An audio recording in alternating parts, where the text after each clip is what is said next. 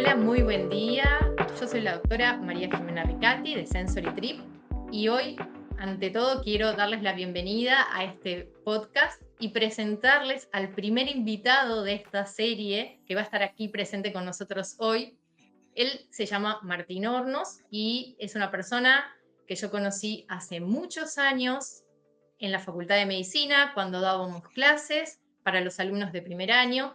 Yo daba clases de histología, que es el estudio de los tejidos que se ven en el microscopio, y Martín daba clases de embriología, que es cómo se desarrolla el embrión a lo largo de la vida intrauterina. Así que bueno, hoy va a estar aquí como invitado y vamos a hablar de un tema muy interesante, que es cómo está evolucionando, cómo va a evolucionar a futuro la medicina. Y voy a dejar que Martín se presente. Bienvenido a este podcast. ¿Cómo estás? Hola, Jimena. Muy bien. Muy honrado de poder estar acá. Muchísimas gracias por la invitación. Bueno, Eh, gracias a vos oh, de verdad por aceptar. Ojalá que de esta conversación, de esta charla, pueda salir alguna conclusión interesante, algún conocimiento que pueda ser útil para quien lo esté escuchando, ¿no? Seguro, seguro así será. Bueno, si querés, contanos un poquito a todas las personas que escuchen este podcast, un poco de tu trayectoria, qué carrera Mm. hiciste, a qué te dedicas hoy en día, digamos, cuál es tu actividad cotidiana, si querés. Bueno, como vos mencionabas, nos conocimos en un contexto docente en la Facultad de Medicina de la Universidad de Buenos Aires, que permite, ¿no?, a quienes forman parte de ella ser parte del cuerpo docente desde un momento muy temprano. Y nada, después continuó la historia y efectivamente me recibí de médico, mi título es de médico, y posteriormente realicé la especialización asistencial en medicina interna. ¿Sí? Creo que sería la manera más apropiada de presentarme, ¿no? Soy médico especialista en medicina interna, que para quienes estén escuchando es lo que quizás pueden conocer como clínica médica, el médico clínico. Y nada, desde los caminos de la curiosidad que despierta la ciencia, fui pasando por distintas áreas del trabajo en la medicina, y este último tiempo estuve haciendo una atención muy dirigida a pacientes que tuvieran un grupo de enfermedades muy particulares que se llaman trastornos histiocitarios, eh, en el Hospital de Clínicas de la Ciudad de Buenos Aires, que nada, engloba un grupo de enfermedades donde quizá la más conocida es la histiocitosis de células de Langerhans, así también como está la enfermedad de Rosay-Dorfman, la enfermedad de Erdheim-Chester y un montón de otros trastornos histiocitarios que a veces son difíciles de englobar. Eh, Nada, que fue un área de desarrollo muy interesante porque fue la primera vez que pude concentrar esfuerzos y atención a un área muy específica de la atención a los pacientes, un área donde creo que en función de lo que vamos a hablar hoy entra muy bien, ¿no? Porque puso a prueba las capacidades ¿cómo decirlo?, de calidad médica que podemos ofrecer y en qué nos basamos a la hora de tomar decisiones y elecciones terapéuticas cuando hay muy pocos casos en los cuales basarse retrospectivamente para aprender, ¿no? Todo esto obviamente en paralelo manteniendo mi práctica como especialista en medicina interna. Y bueno, por cómo es la naturaleza curiosa que nos caracteriza, siempre me mantuve también en la docencia, que es un área profesional que realmente valoro mucho y atesoro. En su momento fui docente de embriología hace un tiempo ya bastante distante, donde compartimos cátedra, pero desde 2010 hasta acá me desempeño como docente de farmacología, ¿sí?, en la Facultad de Medicina también de la Universidad de Buenos Aires. De hecho, recuerdo el momento en que empezó ese camino, que lo habíamos charlado en persona. Tuvimos todo un momento de reflexión acerca de eso. Um, Nada, valorando mucho, ¿no?, la tarea docente, tanto a nivel médico como en la vida cotidiana. siempre digo que a mí la docencia y la medicina me enseñaron más de la vida que de la medicina o de la materia que daba, ¿no? Hay una cosa en el enfoque docente, en cómo uno encara el conocimiento, que hace que uno mismo después lo entienda de otra manera y lo pueda practicar de otra manera. De una. Y de esto que vos mencionabas, cuando en aquella oportunidad charlamos el hecho de dar clases y cómo seguía tu carrera docente, eh, me interesa saber qué es lo que por ahí te motivó a seguir enseñando farmacología por tanto tiempo, porque uno puede enseñar muchísimas cosas y hay algo que seguramente te atrapó y por ahí estaría bueno que compartas eso. Sí, eh, básicamente fue la presión de la responsabilidad que implica elegir tratamientos en pacientes. A ver cómo plantearlo adecuadamente. Uno, como médico asistencial, como médico que atiende pacientes, tiene en sus manos algo que es realmente extremadamente valioso, que es la salud de los pacientes, ¿no? Y para mí eso obliga al médico practicante a exigirse un estándar alto de calidad que pueda ofrecer, y dentro de todos los tratamientos que podemos ofrecer, por lejos los tratamientos farmacológicos son probablemente los más frecuentes. Son suficientemente frecuentes como para quizás considerarlos inevitables. Es prácticamente Sí. imposible encontrar un paciente que uno esté atendiendo, y sobre todo atendiendo de manera longitudinal, en el cual en algún momento, a fin de mantener un estado de salud, uno no tenga que acudir a los fármacos. Y bueno, o sea, esta situación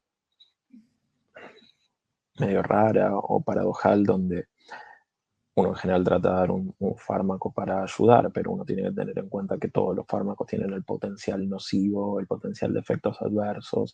Uno puede encontrarse con escenarios que contraindican digamos, la indicación de los fármacos, y que en consecuencia se pierde el beneficio y puede llegar a venir algún tipo de daño. Y nada, la realidad es que es una disciplina realmente extensa, es una disciplina que no es fácil, tampoco es atractiva, no sé si es realmente divertida la farmacología, pero es inevitable. Es Creo que lo dinámica, habíamos hablado.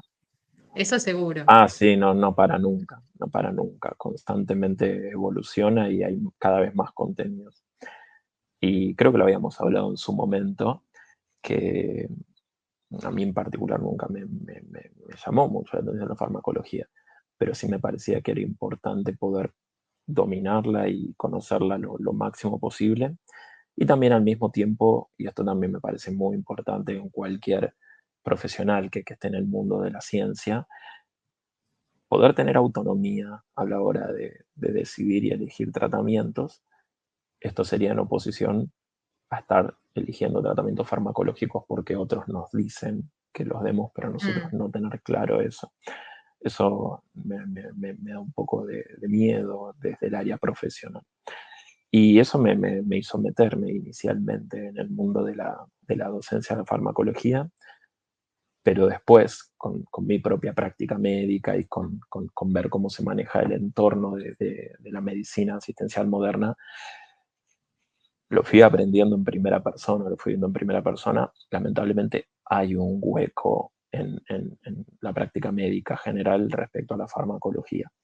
No sé si es un área que dominan en profundidad los médicos, lo cual es entendible, es realmente extensa y es realmente dinámica y no para nunca. Y desde ese lugar me pareció una posición interesante la de ser docente de farmacología, para poder darle una mano con el mayor de mis esfuerzos a los futuros médicos, para que estén bien formados, sobre todo desde la perspectiva de que estén formados sobre a qué cosas prestarle atención de la farmacología, cómo encontrar ellos su propia información, cómo gestar un criterio propio, de manera que no tengan necesariamente que conocer toda la farmacología, que parece imposible, pero que sepan a Mm. dónde mirar y cómo acceder a la información para poder tomar decisiones lo más responsables, lo más seguras con los pacientes. Ese es el objetivo y la razón real. Totalmente, y crear conciencia, ¿no? Porque a veces con tu ya experiencia, todos esos años de experiencia, podés darte cuenta qué herramientas les van a servir para justamente darle la relevancia que eso tiene que tener a futuro. Porque cuando uno está estudiando y todavía está en la carrera, es difícil tener esa perspectiva de una forma, como decir, intuitiva, que te surja, no te surja. O Ujú, sea, está bueno que alguien te pueda orientar en ese camino y decir, bueno, cuando te toque estar en este lugar, prestale atención a esto, esto y esto. Creo que es clave para formar buenos médicos, ¿no? ujú, 100%. Y digamos, si pensamos, por ejemplo, en lo que es tu experiencia profesional en consultorio y como veníamos diciendo, todos los años a los que le has dedicado un poco, eh, digamos, tus capacidades y toda tu experiencia, ¿qué sentís o qué crees o qué pensás que son los principales problemas con los que se enfrenta la medicina hoy en día, o stoppers podríamos llamarlo, las cosas que para vos hacen que esa dinámica, me imagino que es multifactorial, que hay muchas cosas, pero por ahí lo más relevante que vos consideres. Lo que sí te puedo decir que engloba todo es que eh, hay muchísimas cosas por mejorar. Estamos muy lejos de estar en un modelo optimizado, de ser un sistema de salud optimizado. Estamos muy lejos. Y hay obstáculos que creo que son superables y otros obstáculos que pueden llegar a ser muy grandes. Pero yo no puedo evitar sentir que siempre que uno hable de salud está hablando de un tópico que es muy distinto a cualquier otro tópico, ¿no? Digamos, reviste una idea natural del bienestar y la felicidad y, no sé, la experiencia de la vida de cada persona. Eh, por lo tanto, creo que que es un área que merece el esfuerzo para optimizarla, no sé. Y nada, a ver, ¿qué te puedo mencionar? El primer área que se me ocurre de mi experiencia que podría hablar, tiene, hay como varios niveles, ¿no? Y el primer nivel sería en el trato uno a uno, médico con Mm, paciente. Es decir, esto quizás como que más de la reflexión hacia los pares. Algo que he visto en la práctica cotidiana es, no sé qué tan optimizado está el modelo que utiliza el médico para poder brindarle garantías y seguridades a sus pacientes a la hora de ofrecerles diagnósticos y tratamientos. Hoy estamos en una era que para mí es el sueño de quien le gusta la ciencia, que es la posibilidad de acceder al conocimiento, a la información de manera más accesible que jamás en toda la vida. Eh, la verdad que no sé cuándo uno puede poner el comienzo del desarrollo de la distribución de la información o el desarrollo del modelo científico a nivel histórico, pero la idea de que la totalidad de la humanidad pueda estar en contacto y transmitirse esas ideas, y eso también incluye a la comunidad científica, es algo absolutamente moderno. Es algo absolutamente moderno y necesariamente cambia la manera en que practicamos y nos lleva de pasar de un modelo de la intuición o el criterio propio a la posibilidad de utilizar la experiencia de cualquier persona que haya publicado su experiencia para poder utilizarla como algo en lo cual basarse, ¿no? Y nada, hay veces que nos toca atender pacientes que tienen enfermedades que conocemos de arriba abajo, enfermedades que son muy frecuentes, qué sé yo, la diabetes, la hipertensión, la insuficiencia claro. cardíaca, esas cosas, que por suerte las universidades medianamente se encargan de transmitir los conocimientos de esas cosas adecuadamente. Pero yo creo que el gran desafío de la práctica médica cotidiana aparece cuando justamente nos tocan pacientes que tienen casos que no entran en esas situaciones y que nos obligan a nosotros a ir más allá o a tomar decisiones que no siempre están tan claras como tenemos que hacer. Y ahí es donde veo que tenemos la posibilidad de aplicar quizás la idea más básica del modelo científico, de poder, qué sé yo, acudir a toda la evidencia publicada, a cotejarla y veo que no toda la comunidad científica como que le tienta tanto esa idea, ¿no? La idea del esfuerzo que te puede llegar a tomar pasarte el tiempo necesario de leer toda la bibliografía que tenés disponible de algo hasta poder agarrar y decir, esta es la manera de hacerlo. Y esta es la mejor manera de hacerlo, esta es la manera que le brinda al paciente mayores garantías y seguridades. Y el paciente te dice, bueno, ¿cómo me brinda esas garantías y seguridades? Y creo que la mejor manera de poder decirlo es, porque esto que te voy a ofrecer ya fue probado con un montón de otros seres humanos que comparten la misma biología con vos, y funcionó de tal manera. De hecho, Claro, la medicina moderna permite hacer algo que me parece hermoso y es, ni siquiera tenemos que generalizar a la raza humana en general. Podemos encontrar evidencia de gente que comparte mayor cantidad de características biológicas. Qué sé yo, por ejemplo, si yo quiero atender pacientes latinoamericanos, tenemos por suerte cada vez más casuística, de evaluaciones y de diagnóstico de tratamientos que se hicieron en pacientes latinoamericanos, que quizás van claro, a tener respuestas distintas a lo que tiene otras poblaciones, ¿no? por supuesto, por supuesto. Y sí, no, decime. Eh, Igual me interesa mucho escuchar tu opinión porque eh, nada, vos también formás parte de todo este mundo de la ciencia y de científicos y de generación de conocimiento constante, ¿no? Sí, es inabarcable el conocimiento y es como que cada vez la ciencia se va y la medicina se va especializando o especificando cada vez más y las personas que se dedican a esa tarea se abocan solo a un tema y cada vez a un tema más restrictivo, por así decirlo, porque no podés abarcar todo el conocimiento. Da para un podcast aparte, ¿no? Big Data y todo eso, porque la verdad es que eh, yo creo que, y me ha pasado cuando era la época de la pandemia y también me ocupé como de entrenar otros médicos para que pudieran ayudar a los pacientes en la recuperación del olfato y del gusto. Uno a veces piensa, y muchos pacientes me decían, yo no entiendo por qué mi médico no me recomendó ningún tratamiento y me dijo que esperara, y se da por hecho que todos los médicos van a estar informados de todos los tratamientos posibles y vigentes que salieron a último momento, y eso es imposible, es inabarcable. Entonces, quizá,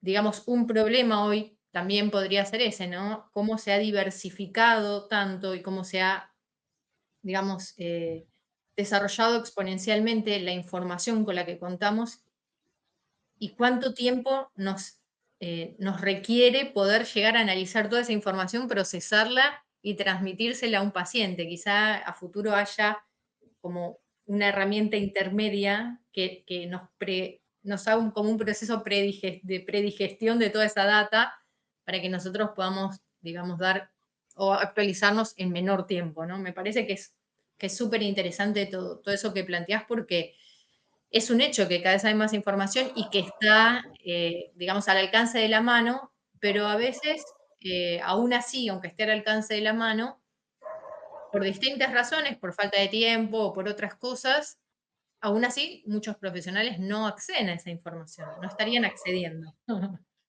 Yo sé que vos sos una persona particularmente comprometida, como todas las personas que he invitado a este podcast y que van a estar presentes, porque claramente eh, tienen una responsabilidad ética que a mí me parece maravillosa y me parece que es lo que hay que compartir y tratar de replicar, ¿no? En este ecosistema médico. Bueno, muchas gracias.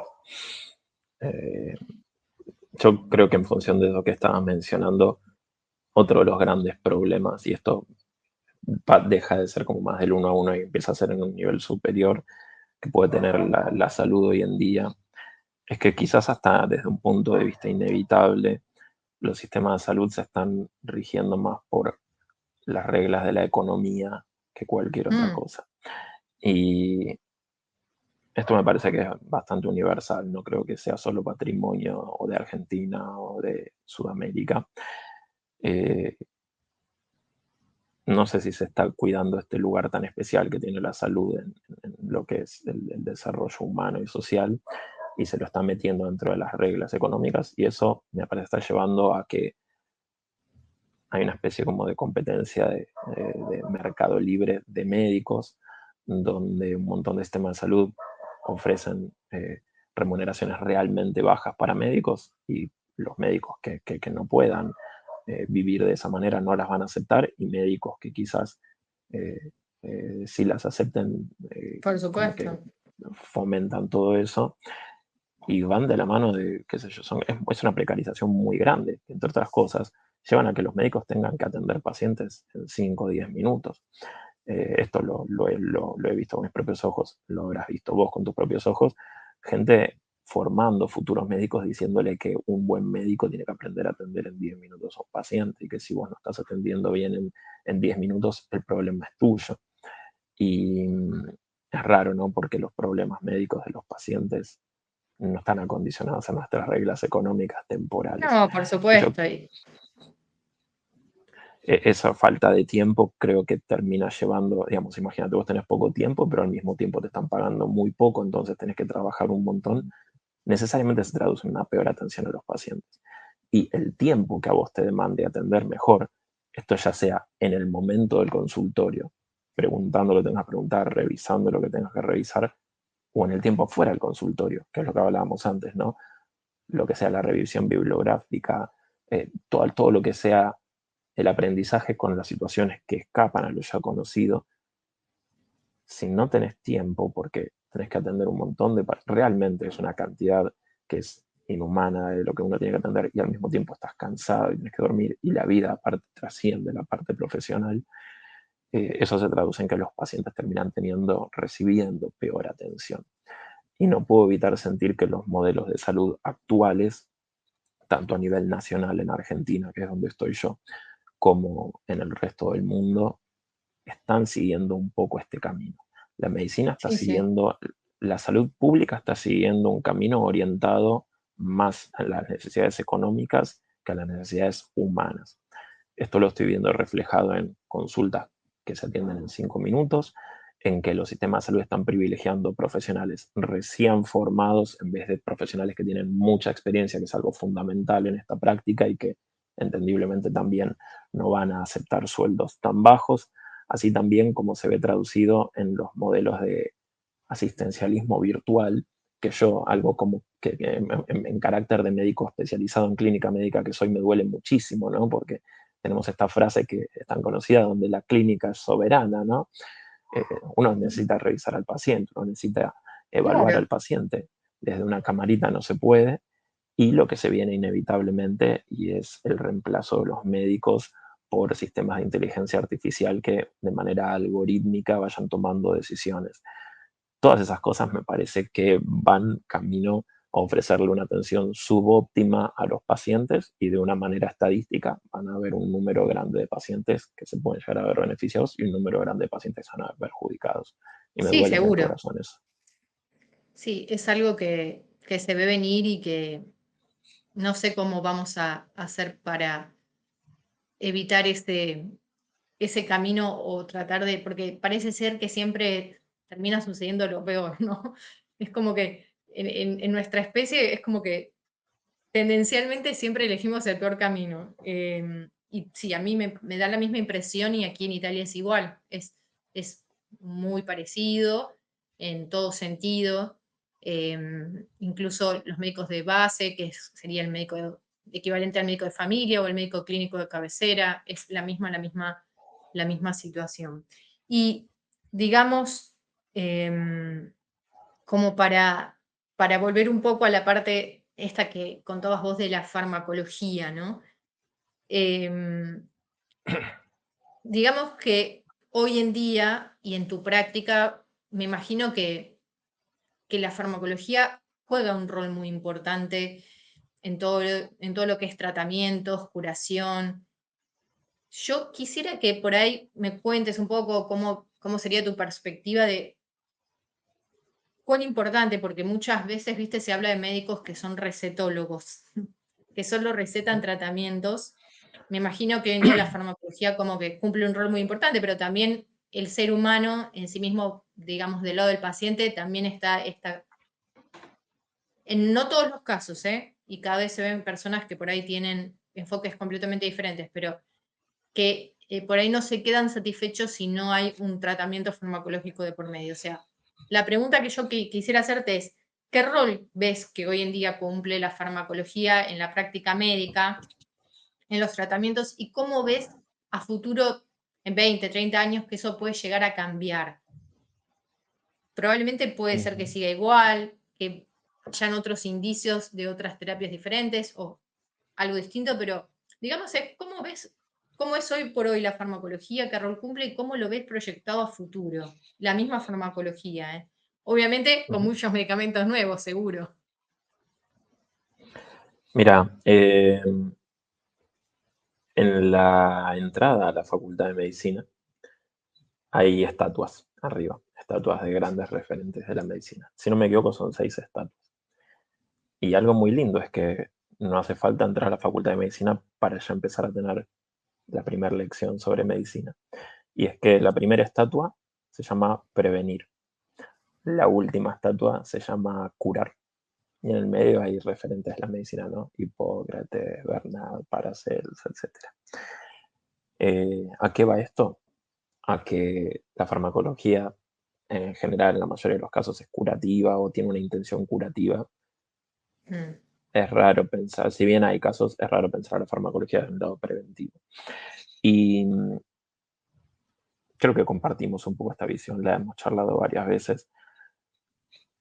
En nuestro rol como médicos, está bueno pensar cuál es el objetivo que tiene un médico y para mí, o cualquier personal de salud. El personal de salud tiene como principal objetivo poder ayudar al paciente desde su salud.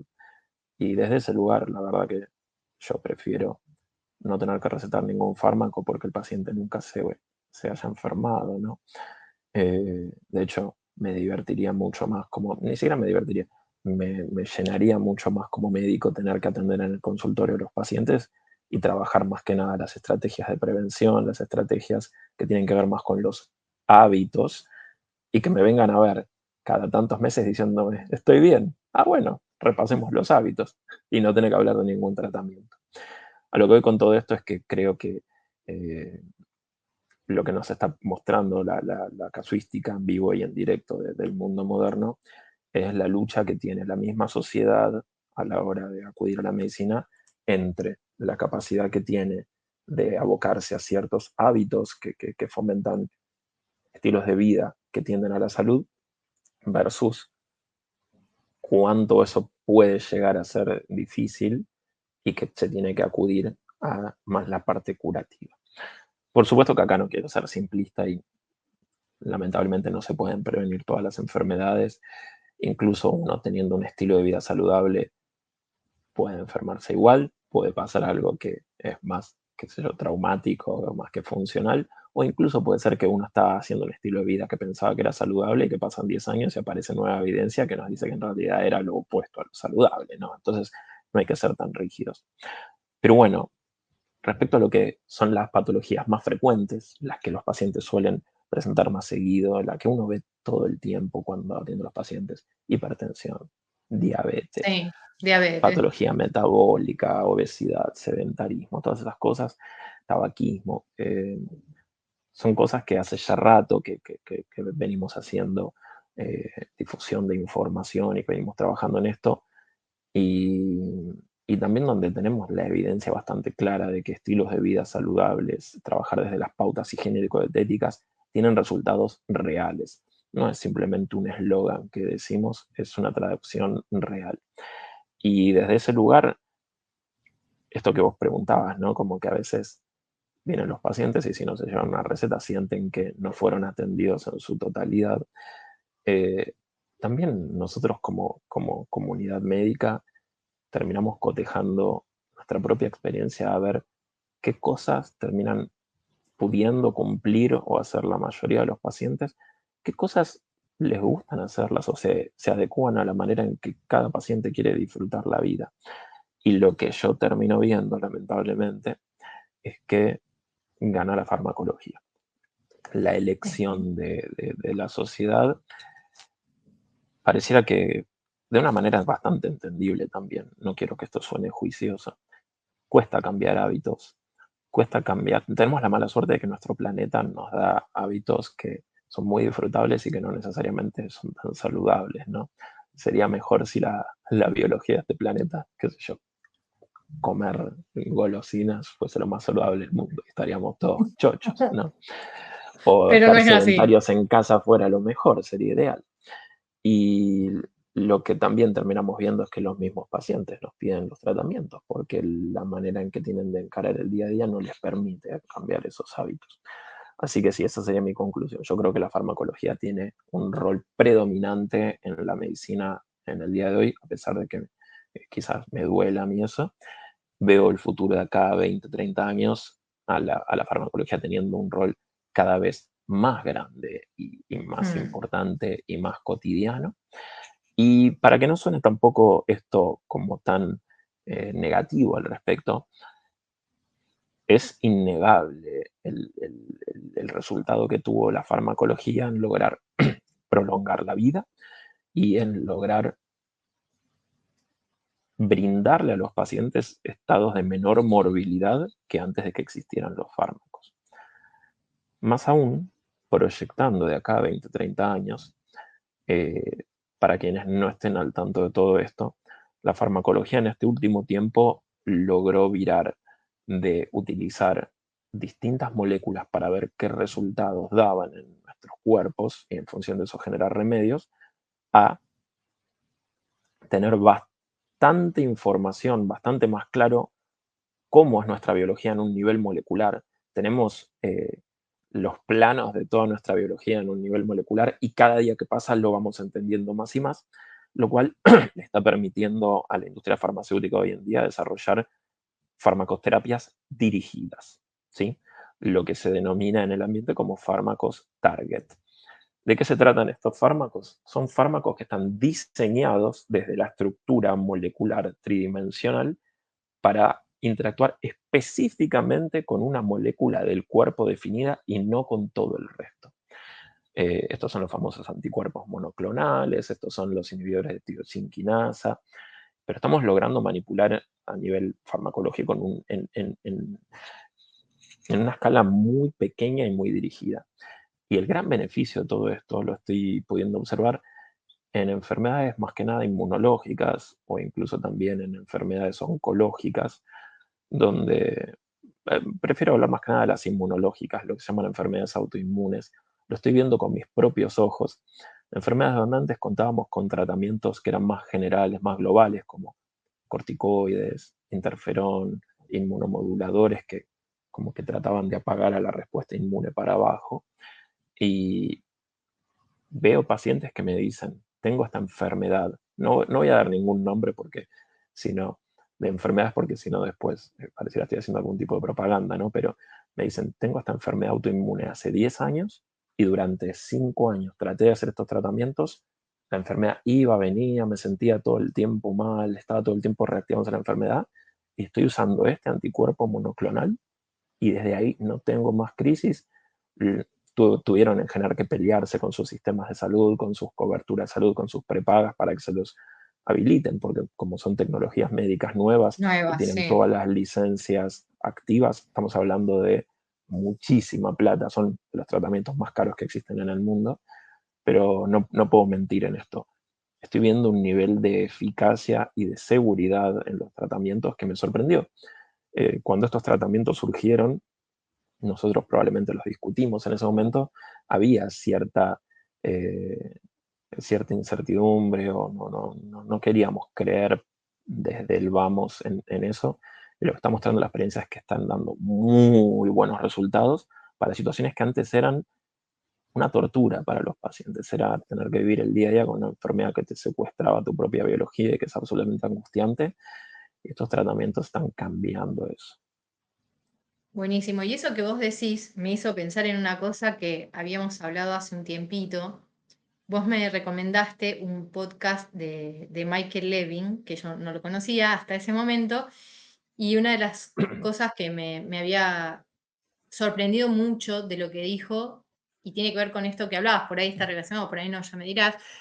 Él decía que un conjunto de células, digamos, un grupo de células una colectividad, llamémoslo de alguna manera, tienen como la capacidad de memorizar, tienen la capacidad de tener preferencias, de fijar objetivos y, y digamos que las células, si uno las analiza individualmente, por ahí no se comportan de esta manera, sino que el conjunto de células que forman, por ejemplo, un tejido, tienen ese comportamiento. Y es como que esto me dio a pensar que hoy por hoy se está conociendo cada vez más cómo funcionan las células en su conjunto y cómo funcionan individualmente. Y antes por ahí los tratamientos farmacológicos eran como mucho más inespecíficos y targeteaban o, digamos, apuntaban a un montón a una masa de células que por ahí ya tenían un objetivo en particular y uno dañaba algo a mayor escala y hoy por hoy, con lo que vos decís de esos tratamientos que se vuelven más específicos y con todo este conocimiento que está emergiendo también con las investigaciones de Michael Levin, me da la sensación que estamos yendo a un punto de mucha más especificidad y que antes es como que disparábamos para todos lados y a algún lado sobre, por ejemplo, tratamientos inmunológicos o tratamientos oncológicos también, que por ahí eran mucho más inespecíficos y ahora se están volviendo como mucho más específicos y precisos, con lo cual generan mucho menos daño colateral. Pero esto va de la mano con que también se está entendiendo más la biología celular, ¿no? Esto que contaba Michael Levin, que es como que la farmacología está avanzando por un lado, pero también estamos entendiendo mucho más cómo funciona eso. Si querés contar un poco más al respecto, no sé. Pero me pareció algo muy interesante relacionado con lo que venías diciendo. Eh, Creo que lo primero que tendría que decir es que yo soy Martín Hornos y no soy Michael Levin, y lo que pueda contar de él, De la no misma sé si manera que nunca como lo jamás, cuento yo. no sé si puede estar a la altura o incluso ser una falta de respeto. Michael Levin Un breve es resumen.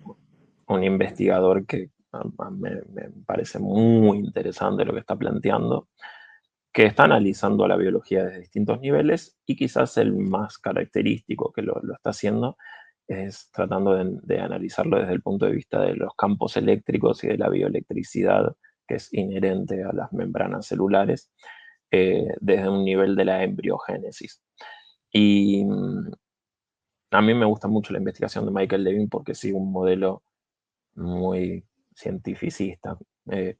Muchas veces cuando uno ve mm, científicos que plantean cosas medianamente innovadoras, uno nota que hay este concepto de como querer empujar una propia agenda, forzar un concepto, el wishful thinking, ¿no? De agarrar y decir esto es así porque a mí me parece.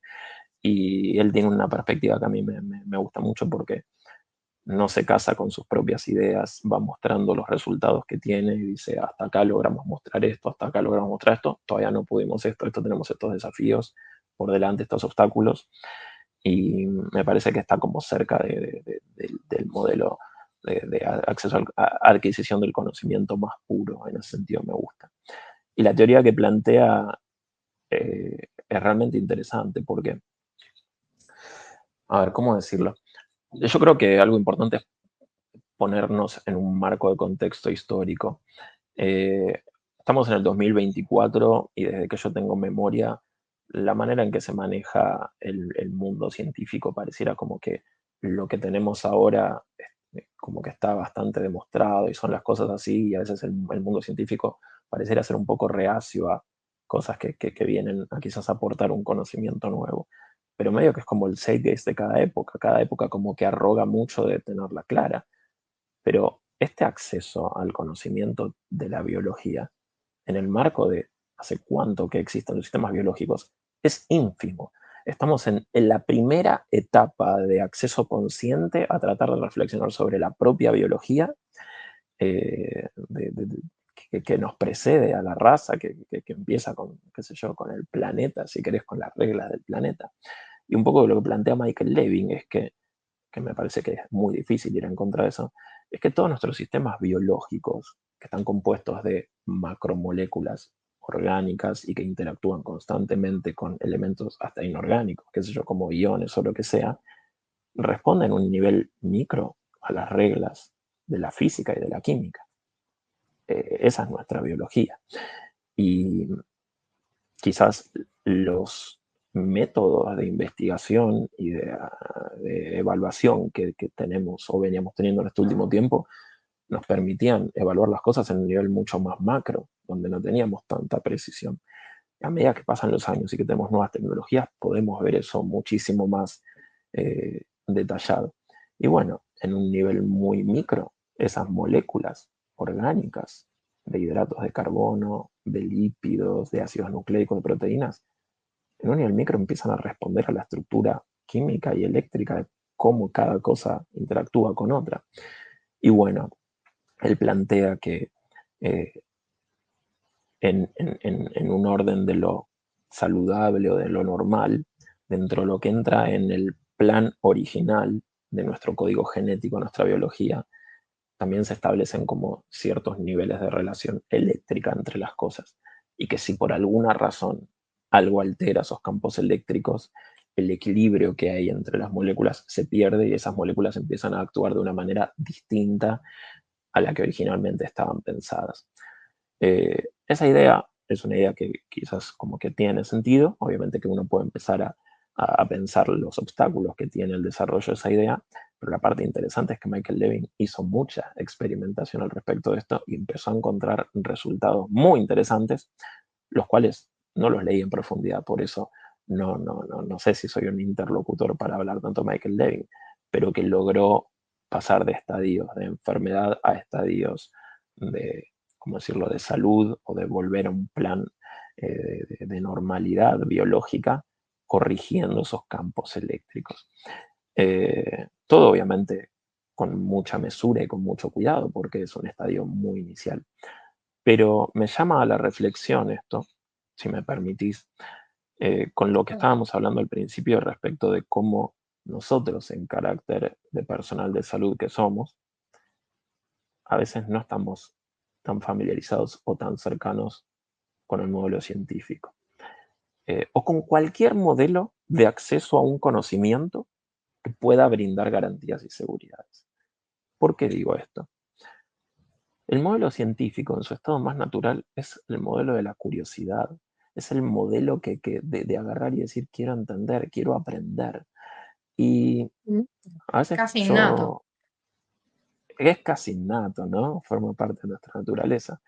Y no puedo evitar ver constantemente en nuestro medio asistencialista que pareciera que el asistencialismo médico, el hecho de atender a un paciente en un consultorio, pareciera que está muy alejado, está en un universo paralelo a la parte reflexiva de tratar de entender qué está pasando a nivel biológico, a nivel químico, a nivel físico, en un cuerpo y con cómo funcionan las cosas. Y a veces cuando vienen investigadores a tratar de plantear teorías que necesariamente tienen que ser distintas o innovadoras respecto al paradigma actual para poder ofrecer un avance, a veces no son bien recibidos. A veces pareciera como que nos da miedo a la comunidad científica empezar a escuchar esas ideas que no se ajustan a lo que típicamente estamos escuchando. Y yo creo que eso no es no honrar al modelo científico. El modelo científico tiene que bienvenir todo el tiempo las ideas nuevas y necesariamente tiene que bienvenir el error. No hay manera de que todas las ideas nuevas que nosotros planteemos estén correctas. Pero si nosotros por default miramos con mala cara a cualquier tipo de conocimiento nuevo que venga, jamás vamos a avanzar. Y estamos muy lejos de ser adquisitores del conocimiento de esa manera. Y veo, por el contrario, que nos casamos mucho con tal guía de tratamiento dice que las cosas se hacen así, así, así, tal guía de tratamiento dice que se hacen así, así, así, y que hay Mm. poco de ese proceso reflexivo. A mí me parece que es fundamental porque lo que hace, entre otras cosas, es fomentar esa autonomía de la que hablaba al principio, de que cada médico pueda agarrar y decir, esto lo estoy indicando por estas razones, en oposición a decir, esto lo estoy indicando porque me dijeron que lo indique y punto, Claro. y no cuestione nada. No, coincido y me parece súper interesante. Hay mucha rigidez a lo nuevo, porque creo que implica un esfuerzo mental enfrentar eso nuevo. Nosotros venimos con una estructura que nos permite ahorrar tiempo intelectual y tiempo físico, y sacás esa estructura y pones algo nuevo. No la sacás, la dejás, pero la pones como enfrentada a algo nuevo, y es ahí donde te implica un esfuerzo mental y un esfuerzo de tiempo darle el espacio a eso, a ver si es válido o no. Validarlo, ¿no? Lo digo desde cualquier perspectiva, desde el médico y desde el paciente también, ¿eh? Entonces, bueno, a veces salir de ese área de confort, como se suele decir, es un trabajito. Y bueno, como por último, para cerrar, quisiera no sé, preguntarte si hay algo más que te gustaría agregar a esto, algún mensaje que quieras dejar, transmitir para las personas que nos están escuchando, lo que quieras, para cerrar este episodio. Mm, Voy a tomar lo último que dijiste, eh, y aprovechando que vos también tenés una larga carrera como docente, y creo que siempre hemos compartido criterios docentes. Me parece también una reflexión muy linda para extenderle al resto de los formadores en educación, y en particular en la educación de salud. Creo que un lindo objetivo para plantearnos es pensar qué tipo de médico queremos o médica queremos formar en el futuro, cómo queremos formarlo, qué herramientas queremos darle, y sugerir, proponer, virar del modelo actual de formación, que suele ser un médico memorístico, un médico biblioteca, un médico que se le enseña qué hacer y ya, a formar profesionales reflexivos, profesionales que tengan autonomía, profesionales que tengan criterio propio. Y que la manera de formar esos médicos son realmente muy distintas. Todo lo que se puede razonar te ahorra el espacio que te ocupa la cantidad de libros que tenés guardados. Si logramos enseñar esos mecanismos de razonamiento, si enseñamos los métodos para adquirir el criterio, si enseñamos a dónde mirar, toda la parte memorística después la podemos tener en un celular, la podemos tener en un libro, podemos acceder. Y esa es la parte más fácil de acceder del conocimiento. La parte más difícil es hacernos las preguntas, no que nos den las respuestas. Excelente, me encantó esta reflexión, y ojalá nos escuchen muchas personas y puedas tener una influencia en sus perspectivas, ¿no? Buenísimo, buenísimo. Bueno, mil gracias de verdad por estar presente en estos nuevos episodios del podcast, y por haber brindado tu tiempo y tu experiencia, por haber compartido todo lo que compartiste. Gracias a vos, Jimé. Es un lujo realmente poder estar acá. Así que el placer es mío.